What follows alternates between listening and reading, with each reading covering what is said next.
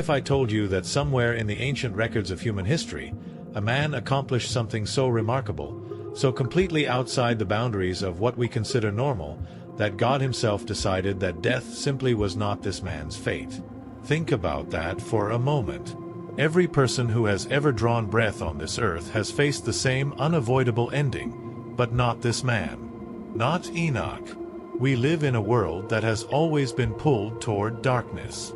From the very beginning of recorded human history, violence, corruption, and moral decay have been constant companions of civilization. And yet, right in the middle of one of the most spiritually bankrupt generations that ever existed, a generation so wicked that it would eventually bring about one of the greatest judgments ever recorded, there was one man whose life burned like a solitary torch in a pitch-black room. His walk with God was so authentic, so consistent, so deeply rooted in genuine friendship with his Creator, that after 365 years on this earth, he simply vanished.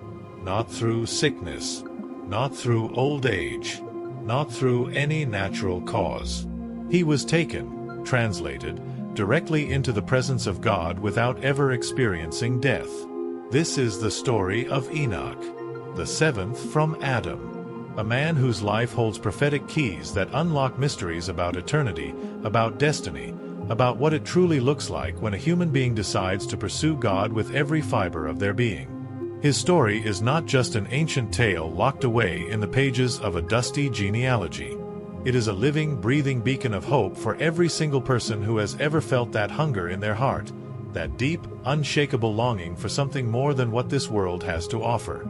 So stay with me, because by the time we reach the end of this story, you will not just know about Enoch. You will understand what his life means for you, right now, in this very moment of history. Before we dive deep into this extraordinary account, if this kind of content stirs something in your spirit, go ahead and hit that like button right now. It genuinely helps this message reach more people who need to hear it. And if you haven't subscribed yet, click that button and turn on the notification bell so you never miss a new video. We drop content regularly that is designed to go deep into the Word and bring these ancient stories to life in a way that is relevant, powerful, and transformative. Now let's get into it. To truly understand Enoch, we have to go back to the very beginning. Not just to his birth, but to the lineage from which he came, because the family line that produced Enoch was no ordinary bloodline. It was a sacred thread woven by the hand of God through the darkest chapters of early human history. After the devastating loss of Abel, murdered by his own brother in a fit of jealousy and rage, something remarkable happened. God did not abandon Adam and Eve in their grief. Genesis chapter 4, verse 25 tells us that Adam came together with his wife again, and she gave birth to a son. She named him Seth, saying that God had granted her another child in place of the one who was taken.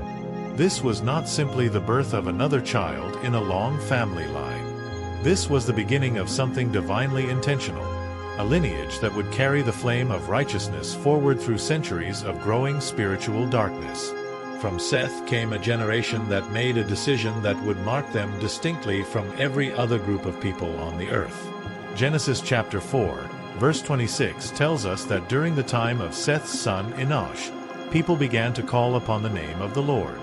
This was a community of people who had not forgotten their Creator. While the rest of civilization was busy building cities, advancing technology, and accumulating power, this small but significant group was gathering together to pray, to worship, to remember the promises God had made to their ancestors, and to teach those promises to their children. These were not perfect people. They were not immune to the temptations and struggles that came with living in a fallen world. But they were seeking people, men and women who understood that there was something greater than themselves, something eternal that gave life its real meaning and purpose. The genealogical record preserved in Genesis chapter 5 reads like a golden thread running through time itself. This is the account of the family line of Adam. On the day God created human beings, He made them in His own likeness. He created them male and female, blessed them, and called them mankind on the day they were created. From Adam came Seth. From Seth came Enosh. From Enosh came Kenan. From Kenan came Mahalalel. From Mahalalel came Jared. And from Jared would come the man whose story we are telling today. Each name in this genealogy carried extraordinary meaning. Adam means man or humanity, a constant reminder of our shared origin and our fundamental need for God. Seth means appointed or granted, a name that spoke of divine grace and mercy given even after unspeakable tragedy. Enosh means mortal or frail, an acknowledgement that human beings are dependent creatures who cannot survive apart from their Maker. Kenan means possession or acquired, pointing to the gifts and blessings that flow from a relationship with God. Mahalalel means praise of God, indicating that worship was not just a religious activity for these people. It was the very core of their identity. Jared means descent or to come down, a name that carried within it a hint of the spiritual decline that was slowly but surely spreading across the earth. Every time a father called his child's name in this lineage, he was speaking a declaration of faith. Every time the community gathered and heard these names spoken aloud, they were participating in a living testimony of God's faithfulness across generations.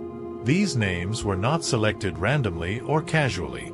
They were prophetic statements, seeds planted in the soil of each child's identity before they could even speak. What makes this lineage even more staggering is the length of these lives. We are talking about men who lived for centuries. Adam himself lived for 930 years, long enough to watch 9 generations of his descendants walk the earth. Seth lived 912 years. Enosh lived 905 years. Kenan lived 910 years. Mahalalel lived 895 years. These were not just long lives in a biological sense. They were centuries of accumulated wisdom, faith, and testimony. Imagine what it meant to live in a community where the man who stood before you had personally known someone who had known Adam himself. Imagine hearing the stories of creation not as ancient myth but as living memory passed down through people who were still alive, still present, still able to look you in the eye and say, "I heard this directly from someone who was there." These patriarchs were walking libraries of divine truth. They were living testimonies of God's faithfulness, carrying the original stories with them across hundreds of years and dozens of generations. A man who lived for 9 centuries had countless opportunities to pour spiritual truth into the generations that came after him. He could personally teach his great-great-great-great-great-grandchildren about the God who created their first ancestor. He could correct theological drift before it took root. He could strengthen faith in times of doubt. He could speak from a depth of experience with God that no short-lived generation could ever fully replicate. These long lives were not accidents. They were part of God's design, a way of ensuring that truth, faith, and the knowledge of the Creator could be preserved and transmitted with remarkable accuracy through the early centuries of human civilization. Now, into this extraordinary lineage, a boy named Jared was born. Jared lived an astonishing 962 years, one of the longest lifespans ever recorded in human history. Genesis chapter 5, verse 15 tells us that Mahalalel lived 65 years before becoming the father of Jared. By the time Jared was born, the world was already beginning to show the early signs of the spiritual erosion that would eventually necessitate the Great Flood. Yet in the middle of this growing darkness, God was carefully preparing something remarkable. Jared witnessed centuries of human history unfold before his eyes. He watched the rise of great cities and the advancement of human skill and knowledge. He observed the development of arts, music, agriculture, and craftsmanship. But he also watched as something far more troubling was happening simultaneously. A gradual but unmistakable departure from God spreading like a slow-moving fog across the landscape of human civilization. More and more people were choosing to live as though God did not exist, as though they were the authors of their own stories, accountable to no one but themselves. And then, when Jared was 162 years old, still considered young by the standards of that era, he became the father of a son who would change absolutely everything. Genesis chapter 5, verse 18 records this pivotal moment simply but profoundly. And from the very first breath that child took, something in the atmosphere shifted. There was something different about this boy. something set apart, something chosen. The significance of Enoch's position in the lineage cannot be overstated. 7 is the number of completion and divine perfection throughout all of Scripture.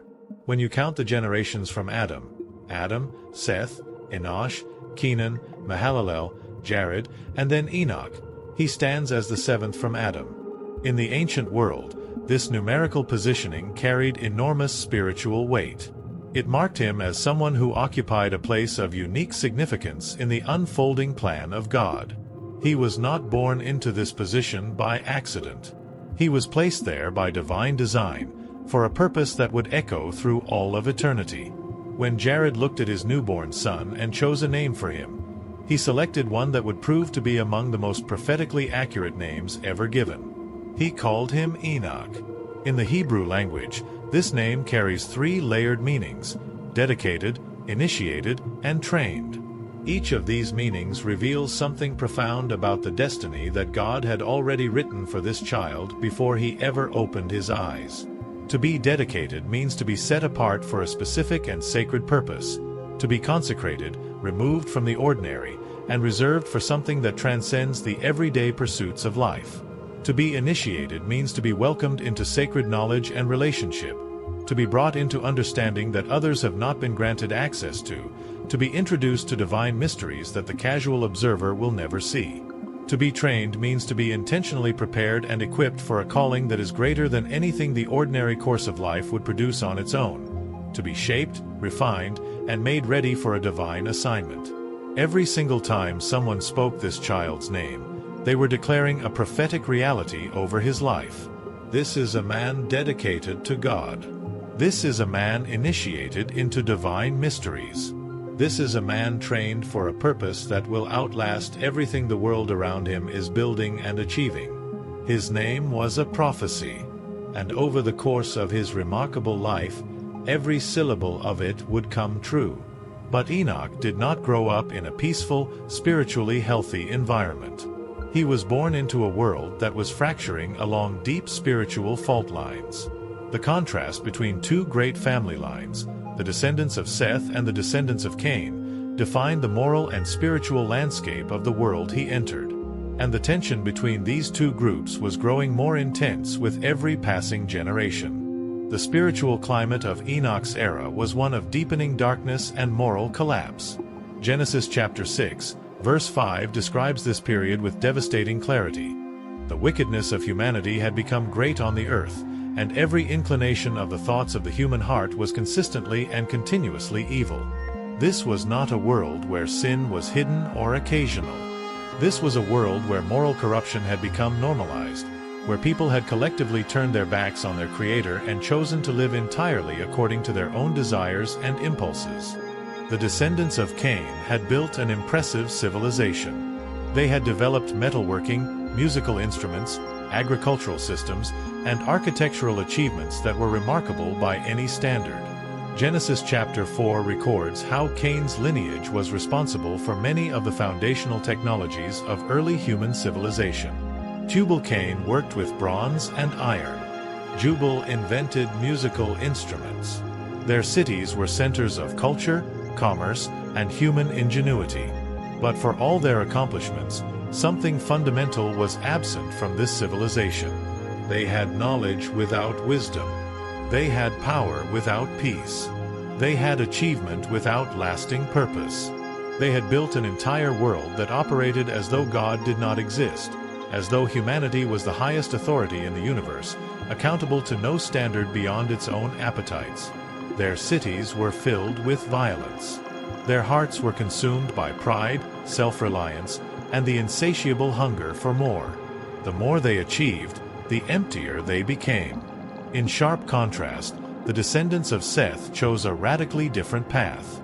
They were known throughout the land as those who called upon the name of the Lord. Their lives were marked not by impressive monuments or technological breakthroughs, but by faith, prayer, and genuine devotion to their Creator. They gathered regularly to worship, to sing, to recall the stories of creation and the promises of God.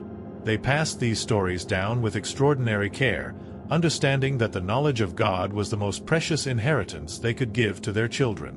Where the descendants of Cain trusted in their own strength and wisdom, the line of Seth acknowledged with humility their complete dependence on the Almighty. They understood that they were created beings, not self-sufficient gods. They lived with grateful hearts, recognizing that every ability, every blessing, every breath they drew was a gift from the one who had spoken them into existence. They taught their children not just practical skills for survival, but spiritual truths, moral values, and a deep knowledge of the character and ways of God. It was into this world of profound contrasts that the young Enoch was born and began to grow. As a child, he watched both ways of life with perceptive, searching eyes. He observed how the descendants of Cain pursued pleasure, power, and possessions with relentless intensity, always chasing the next achievement, always hungry for more, always building and conquering and acquiring, yet never finding the satisfaction they were searching for. There was a restlessness in their lives, a hollow quality beneath all the impressive accomplishments that the young Enoch could sense even before he had the words to describe it. But in his own family, in the community of those who sought God, Enoch saw something entirely different. Despite living simpler lives, despite having fewer possessions, despite being overlooked and underestimated by the more powerful and prominent civilization around them, these people had something that all the wealth and achievement in the world could not purchase. They had peace. They had joy. They had a sense of purpose that ran deeper than any career or accomplishment. They had the presence of God, and that presence made all the difference. The early years of Enoch's life were shaped by the extraordinary spiritual environment of his family. His father Jared told him the stories of Adam and Eve, the garden, the fall, the promise of redemption, the moment when God covered their shame and pointed toward a future hope. His grandfather Mahalalel taught him the practice of prayer, the discipline of calling upon the name of the Lord, the importance of beginning and ending each day in conscious communion with the Creator. His great-grandfather Kenan shared memories of the earlier days, when the world was younger and the stories of creation were closer and more vivid in the collective memory of the community. And here is something that takes the breath away when you truly think about it. Adam was still alive during the early years of Enoch's life. The first man, the one who had walked with God in the garden, who had heard the voice of the Creator in the cool of the evening, who had seen the original perfection of a world uncorrupted by sin, was still a living, breathing, speaking presence in the community. Enoch could have sat at the feet of Adam himself. He could have looked into the eyes of the man who was formed from the dust of the ground by the very hands of God and asked him, what was it like? What did his voice sound like? What did the garden look like before everything changed? Can you imagine the weight of that? Can you grasp what it would mean to hear the story of creation and the fall not from a written text or a second-hand account, but directly from the mouth of the man who lived it? The impact of those conversations on the young Enoch's developing heart and mind must have been incalculable. As Enoch moved from childhood into youth and then into early adulthood, something began to stir within him that set him apart from his peers. While other young men of his generation were occupied with building, achieving, competing, and establishing themselves in the social and economic structures of their communities, Enoch found himself drawn toward something that could not be seen with the physical eye. He would walk alone in quiet places, away from the noise and activity of daily life, turning inward in thought and prayer, sitting with the stories his father had told him, feeling the pull of something vast and eternal that he could not yet fully name or describe. There was a hunger in his heart that the things of this world simply could not satisfy. It was a specific kind of ache, the ache of a soul that was created for more than the temporary, the material, the visible.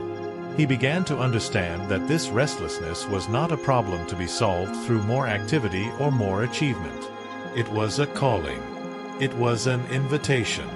Something, someone, was drawing him beyond the surface level of religious practice and into the depths of genuine, personal, transformative encounter with the living God.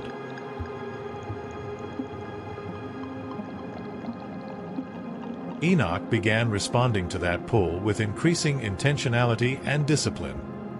He started waking before the rest of the household, finding a quiet place to spend time alone in prayer before the demands of the day took over.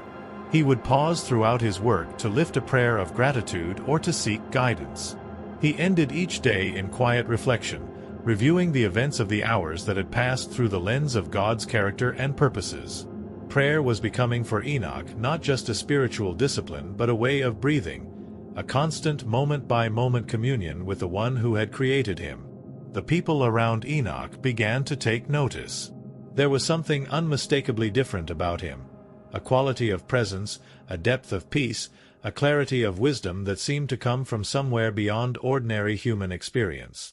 While others his age were focused on the accumulation of wealth, reputation, and influence, Enoch appeared to be chasing something entirely other. He moved through life with a calm assurance that did not depend on circumstances. He spoke words that seemed to carry a weight and authority that ordinary conversation lacked. He treated people with a genuine kindness and compassion that was remarkable in a world growing increasingly hard and self-serving. His family watched with a mixture of wonder and awe as this young man matured spiritually at a rate and depth that seemed to outpace the normal rhythm of human development.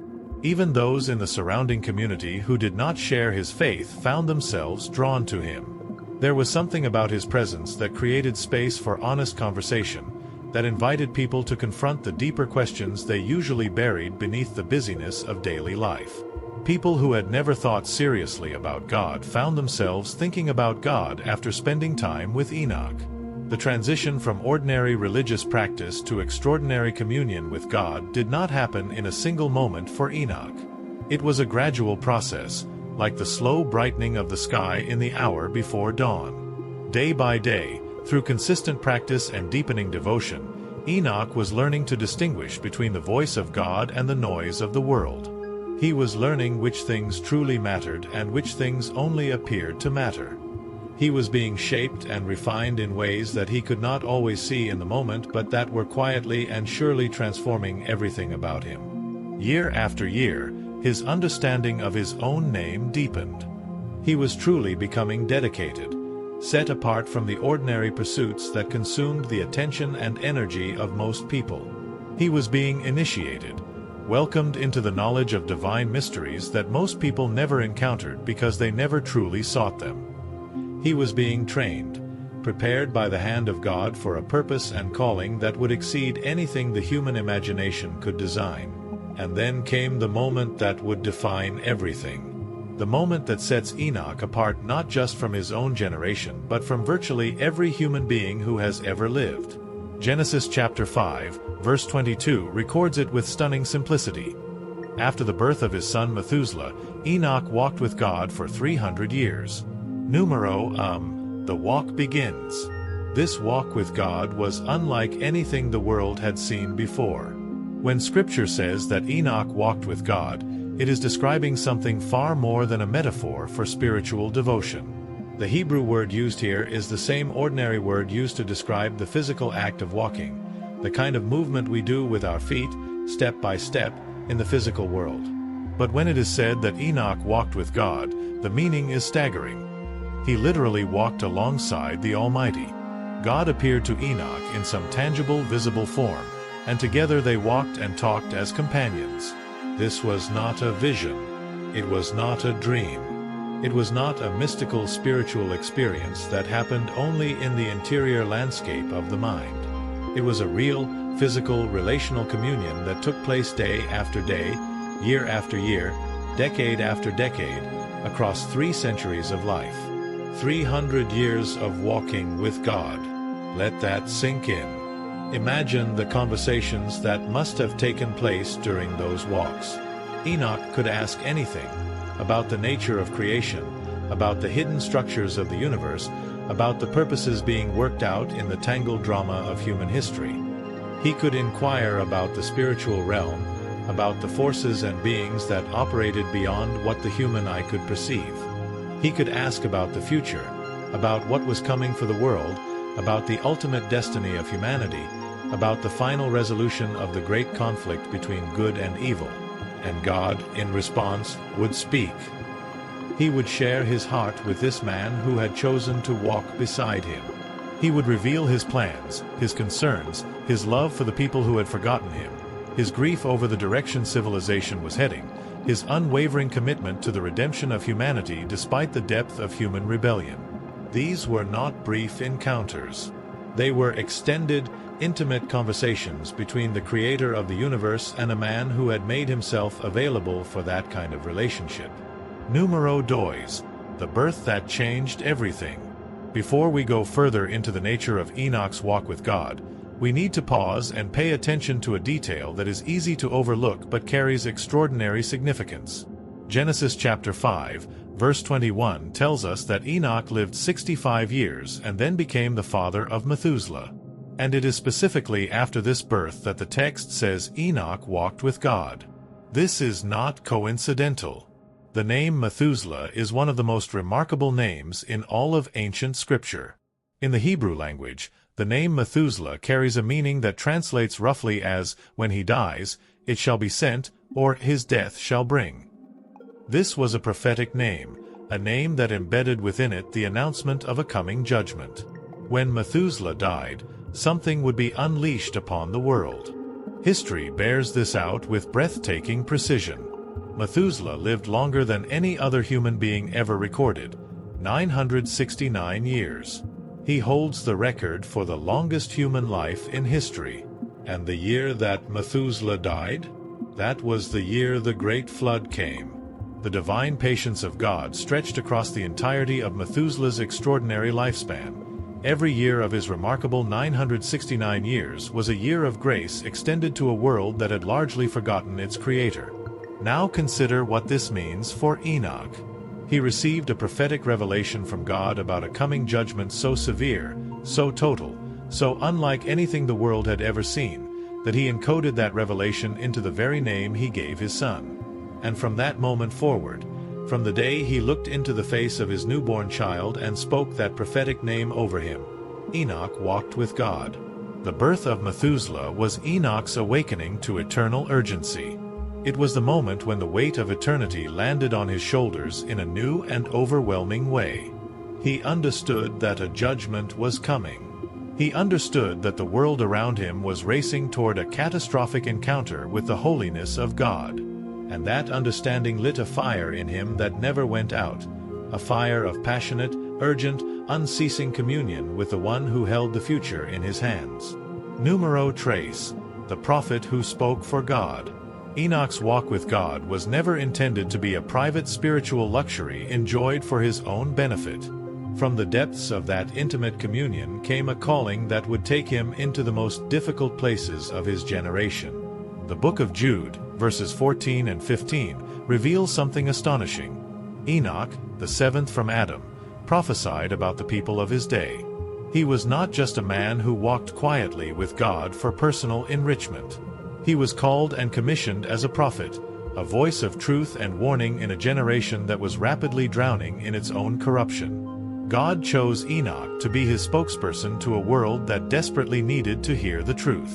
And the message God gave him to preach was not comfortable, not popular, and not easy to deliver. He was called to declare to a pleasure-loving, violence-embracing, God-ignoring generation that their choices had consequences. That the patience of God was not the same as the approval of God. That a day of reckoning was coming that no amount of human achievement, power, or ingenuity could forestall. Jude records a fragment of Enoch's prophetic declaration. The Lord is coming with tens of thousands of his holy ones to execute judgment upon all, to convict everyone of all the ungodly acts they have committed in their ungodliness, and of all the defiant words that ungodly sinners have spoken against him. This was not merely a warning about the flood that was coming in the days of Noah, though it certainly encompassed that judgment. This was a sweeping, far-reaching prophetic vision that extended thousands of years into the future, all the way to the second coming of the Lord Jesus Christ. Enoch, walking the ancient earth centuries before Moses, before the law, before the prophets, before the New Testament, saw in vision the return of the Lord with his saints to establish justice and righteousness upon the earth forever. He saw the ultimate resolution of the human story. He saw the moment when every act of rebellion, every word spoken in defiance of God, every injustice permitted or committed, would be brought into the light and answered. This is extraordinary. The man lived thousands of years before the birth of Jesus. He had no complete written scripture to reference, no theological tradition to draw from, no community of scholars and rabbis to consult. What he had was a direct, personal, ongoing relationship with God, and from that relationship flowed a prophetic clarity that reached across millennia with stunning accuracy. His role as a prophet was not without cost. Speaking truth to a generation that has abandoned truth is one of the loneliest and most demanding callings a human being can be given. Enoch was not delivering messages that people wanted to hear. He was calling a generation of self-satisfied, morally bankrupt individuals to confront the reality of a holy God who would not ignore their choices forever. He was standing before crowds of people who had convinced themselves that there were no divine standards and no coming consequences, and telling them plainly and boldly that they were wrong. But Enoch did not speak from personal opinion or philosophical conviction. Every word he delivered had been forged in the furnace of his walks with God. When he spoke of coming judgment, it was because God had shown him what was coming. When he called people to righteousness, it was because God had revealed his standard to him in intimate detail. When he warned about consequences, it was because God had made those consequences unmistakably clear during their long conversations together. His words carried the weight of direct divine revelation, and the people who heard him knew it, even if many chose to ignore it. Numero quattro. The man and the world around him. To appreciate the full magnitude of what Enoch accomplished, we need to understand more deeply the world in which he was doing it. The civilization of his era was not just morally confused. It was actively, aggressively hostile to the things of God. Genesis chapter 6 describes a world in which human wickedness had reached a level of saturation that grieved the very heart of the Creator. The entire inclination of the human heart had become continuously, persistently evil. This was a world where the strong exploited the weak with impunity, where violence was not an aberration but a standard feature of daily life, where the pursuit of pleasure had become so unbridled that virtually no boundary remained, where the accumulated wisdom of the godly generations before, the stories, the prayers, the moral frameworks, the understanding of divine purposes, was being systematically discarded in favor of a philosophy of radical human self-determination. In this environment, to walk with God was a countercultural act of breathtaking proportions. Every step Enoch took in communion with his Creator was a declaration that there was a higher reality than the one the culture was celebrating. Every prophetic word he spoke was a direct challenge to the dominant worldview of his age. Every day he lived as a righteous man in an unrighteous world was a living rebuke to the surrounding civilization, not through arrogance or condemnation, but through the simple, undeniable reality of a life transformed by genuine encounter with God. The people around Enoch could not ignore him. His very presence was a disruption to the comfortable illusions that the culture had built around itself. The peace on his face in a world full of anxiety. The joy in his manner in a world consumed by restless dissatisfaction. The moral clarity in his words in a world that had deliberately muddied every ethical boundary. These things were impossible to fully explain without reference to the God he walked with, and that made some people deeply uncomfortable and others deeply hungry. His family would have been his first and most consistent sphere of influence. Enoch was not just a mystic who retreated into solitary communion with God and left the people around him to fend for themselves. He was a father, a husband, a community member.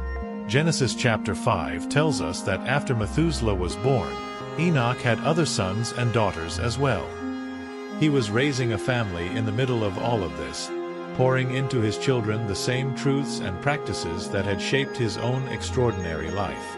Imagine growing up as one of Enoch's children. Your father doesn't just tell you about God as an abstract theological concept.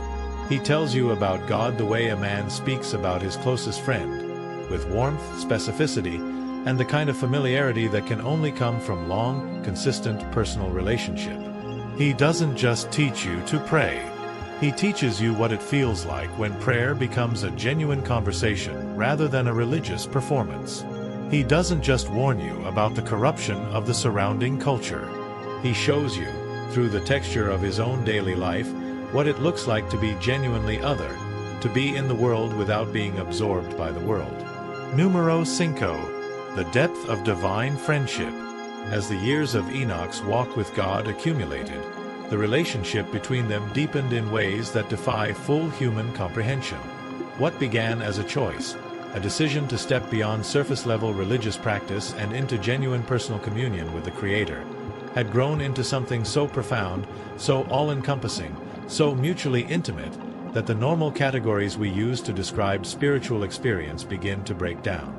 The concept of walking with God in the Hebrew understanding is not merely a poetic metaphor. It carries the idea of alignment, of two beings who are moving in the same direction, at the same pace, with the same destination in mind. To walk with someone is to agree with them. To walk with someone is to adapt your speed and rhythm to theirs. To walk with someone is to be genuinely present with them, not distracted, not half there, but fully engaged and aware. For Enoch to walk with God meant that his entire life, his thoughts, his desires, his priorities, his decisions, his words, his relationships, had been brought into alignment with the character and purposes of his Creator. This was not a passive or accidental alignment. It was the result of 300 years of intentional, daily, active choice. Every morning he chose to seek God rather than the things the world was offering. Every day he chose to walk in integrity and righteousness rather than yield to the pressures and temptations of the surrounding culture. Every evening he chose to end his day in conscious communion with the one he loved above all else. Over time, this consistent pattern of choosing God above everything else produced a transformation that was visible to everyone around him. The character of God was being written into the character of Enoch. The values of heaven were being woven into the fabric of his earthly life. The wisdom that flows from genuine friendship with the Creator was shaping every dimension of who he was and how he lived. This is the kind of life that Hebrews chapter 11 is celebrating when it places Enoch in its great gallery of faith. The writer of Hebrews tells us something fascinating about Enoch, that before he was taken, he had this testimony, that he pleased God. And then comes the verse that has been quoted, memorized, and preached across thousands of years. Without faith it is impossible to please God, because anyone who comes to him must believe that he exists and that he rewards those who earnestly seek him. Enoch's entire life was the living embodiment of those two foundational convictions. He believed with every fiber of his being that God existed, not as an abstract concept or a cultural tradition, but as a living, present, personal reality. And he believed, with equal conviction, that God rewards those who seek him, that the pursuit of genuine relationship with the Creator is not a futile exercise, not a wishful delusion, but the most rational and rewarding investment a human being can make with the years of their life. Numero 6. The translation. And then came the moment that has captured the imagination of theologians, scholars, and ordinary believers for thousands of years. The moment that makes the story of Enoch unlike any other story in human history. Genesis chapter 5, verse 24 records it with the economy and precision that characterizes the best of biblical storytelling. Enoch walked with God, and then he was no more, because God took him. Read that again slowly. Enoch walked with God, and then he was no more, because God took him. He didn't die. He didn't get sick and fade away. He didn't experience the gradual deterioration and final stopping that every other human being in the genealogy of Genesis 5 went through. The text does not say, and then he died and was buried. It says he was no more, because God took him. The writer of Hebrews, reflecting on this moment thousands of years later, confirms and expands on what Genesis recorded. Hebrews chapter 11, verse 5 tells us that by faith Enoch was taken from this life, so that he did not experience death. He could not be found, because God had taken him. He was translated, a word that carries the idea of being transferred, relocated, moved from one realm to another without passing through the normal process of physical dissolution. One moment he was here. The next moment he was in the presence of God, not as a spirit that had departed from a body, but as a complete human being, body, soul, and spirit, welcomed into the direct presence of the Almighty. This event was not random. It was not arbitrary. It was the logical, inevitable culmination of a life lived in progressive intimacy with God. When you have spent 3 centuries walking with God, when the gap between your present reality and His divine presence has been narrowed by years of faithful communion until the two are barely distinguishable, there comes a point where it simply makes more sense for you to be where He is than to remain where you are. An old preacher once captured this truth with a simple and unforgettable image. He said that Enoch and God used to walk together every day, and as the years passed, they walked farther and farther. One day they walked so far that God said to Enoch, "We're closer to my house than yours. Why don't you just come home with me?" And Enoch went. That is the poetry of it. But the theology behind the poetry is profound. God does not take someone home simply because they have been religious or followed the rules or checked the boxes of spiritual duty. He took Enoch because Enoch had built a friendship with Him, a real, deep, reciprocal relationship that had grown richer and more intimate with every passing year. And at the fullness of time, that friendship simply crossed the threshold from the temporal into the eternal. Numero Sete, the legacy that outlasts time. The impact of Enoch's life did not end when he was taken. In many ways, it was only beginning. The testimony of a man who had walked so closely with God that he bypassed death entirely sent a shockwave through the generations that followed him. It was living proof, undeniable, witnessed, impossible to explain away, that God was real, that He was present, that He rewarded genuine relationship, and that the boundaries between the temporal and the eternal were not as fixed as the surrounding culture wanted to believe. His son Methuselah carried the weight of his father's legacy for 969 years. Every day of Methuselah's extraordinary life was a living reminder of the prophetic word his father had received and the God his father had served. His grandson Lamech and his great-grandson Noah were shaped by the reverberating impact of Enoch's walk. And it was Noah, of course, who would himself be described as a righteous man who walked with God, who would build an ark and preserve the human race through the very judgment that Enoch had prophesied. The legacy of Enoch runs like a current of living water through the entire biblical narrative. The writer of Jude, writing in the 1st century, quotes Enoch's prophecy as directly relevant to the challenges of his own day. Proof that words spoken by a man walking with God in the ancient world retained their power and relevance across thousands of years of history. The writer of Hebrews holds Enoch up alongside Abraham, Moses, and the great heroes of faith as one of the defining examples of what genuine trust in God looks like in practice. But perhaps the most profound aspect of Enoch's legacy is what his story says to every human being who has ever felt that pull in their own heart, that deep, persistent, undeniable longing for more than what the visible world offers. His story says, that longing is real. That hunger is legitimate. And the God who placed it there is not a distant, unreachable abstraction, but a present, personal, passionate Creator who is actively walking toward every person who turns in His direction. Enoch's story is not just history. It is invitation. Numero Oito. What Enoch's life means for you. Here is where the ancient story becomes profoundly, urgently personal. Because we are living in a world that has remarkable similarities to the world Enoch inhabited. A world of stunning technological achievement and growing moral confusion. A world of unprecedented connectivity and epidemic loneliness. A world of increasing knowledge and decreasing wisdom. A world where the loudest voices are often the ones declaring that God is irrelevant, that there are no divine standards, that human beings are the ultimate authority over their own lives and destinies.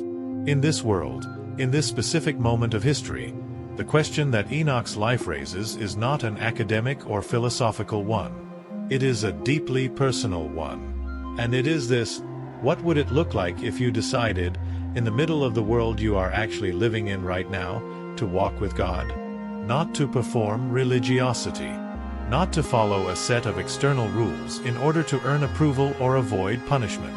Not to participate in spiritual activity as a social or cultural habit, but to genuinely, intentionally, consistently walk with God, to build a real relationship with your Creator that deepens with every passing year, that shapes every dimension of who you are, that gradually and irreversibly transforms you into someone who looks more and more like the one you are walking with. The same God who walked with Enoch on the ancient earth is the same God who is present with you right now. The same invitation that was extended to that seventh-generation man, the invitation to step beyond religious familiarity and into genuine divine friendship, is being extended to you at this very moment. The same reward that Hebrews chapter 11 promises, that God rewards those who earnestly seek Him, is available to every person who will do what Enoch did and make the pursuit of God the central commitment of their life. The walk does not require perfect circumstances. Enoch did not walk with God in a peaceful, spiritually healthy world. He walked with God in the middle of one of the most morally corrupt and spiritually bankrupt generations in human history.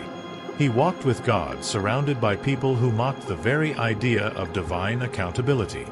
He walked with God while carrying the weight of a prophetic calling that made him deeply unpopular with a great many of his contemporaries.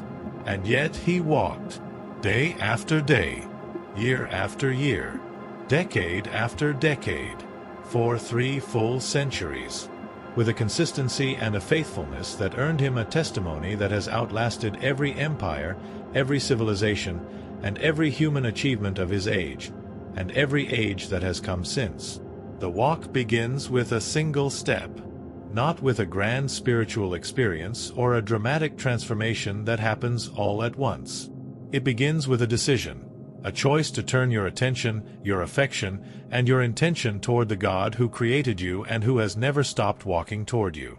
It continues with daily practice, with the discipline of carving out time for prayer, for scripture, for quiet reflection, for the kind of honest and unhurried conversation with your Creator that slowly but surely rewires your priorities and transforms your perspective. It deepens through perseverance, through continuing to walk on the days when you don't feel like walking, through returning to the path after the times when you've wandered, through allowing the accumulated weight of years of faithful communion with God to produce in you a character and a depth of spiritual life that simply cannot be manufactured by any other means.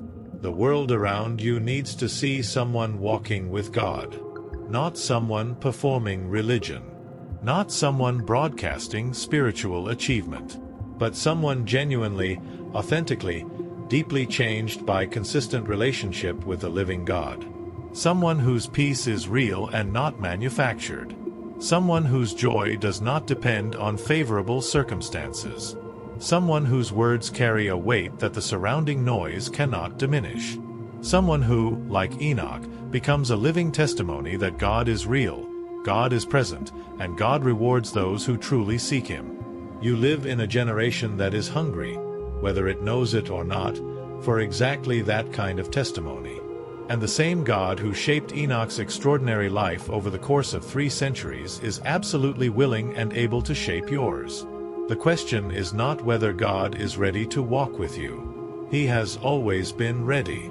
He was ready before you were born. He was ready on the worst day of your life. He is ready right now, in this very moment, as you sit and consider everything you have just heard. The question is whether you are ready to walk with Him. Take that step. Start that walk. Commit to the daily, intentional, faithful practice of genuine communion with your Creator, not because you have everything figured out, not because you are already living up to some spiritual standard, but because you believe, as Enoch believed, that God exists and that He rewards those who earnestly seek Him. 300 years of walking, 3 centuries of deepening friendship, and at the end of it, not death but translation, welcomed into the very presence of the one he had walked with every day of his remarkable life. That is the story of Enoch. And it is an invitation with your name on it. If this message has stirred something in your heart today, do not let the feeling pass without acting on it. Start your walk. Make the choice. Take the step. And if you want to go deeper into the stories, the prophecies, and the truths buried in the ancient records of Scripture, make sure you are subscribed to this channel, because we are just getting started. Hit that like button if this video spoke to you. Leave a comment below telling us what part of Enoch's story impacted you the most, and share this video with someone who needs to hear it.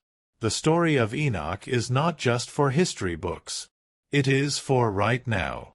It is for you. And your walk with God is waiting to begin.